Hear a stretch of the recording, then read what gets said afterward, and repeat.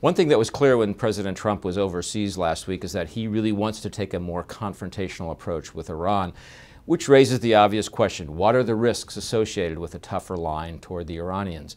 You know, when President Obama was in, he chose to engage the Iranian regime in negotiations rather than simply in confrontation. That had its own risks, principally that the Iranians might not live up to any deals they struck with the U.S. But certainly there are risks in a confrontational approach with Iran, and four of them come to mind. The first one is that the Iranians have the ability to make trouble for the U.S. They can do it next door in Iraq, where the U.S. is trying to stabilize the government. They can do it in Lebanon through their proxies there and with the State of Israel. And most ominously, perhaps, they can stoke terrorism among like-minded people around the world. So that's the first risk. Second risk is the risk of a nuclear breakout.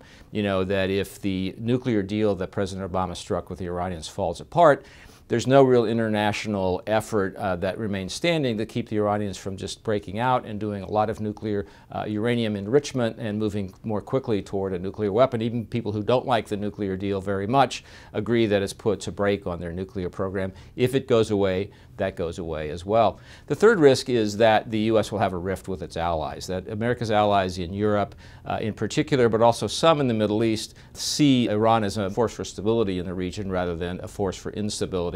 Certainly Saudi Arabia and the Persian Gulf states and the Israelis agree with the U.S. that it's not a force for stability, and they agree with President Trump in taking a tougher stand, but a lot of America's allies aren't going to agree with that. The fourth risk is that a confrontational approach could undermine President Rouhani in Iran. He was just reelected to a second term.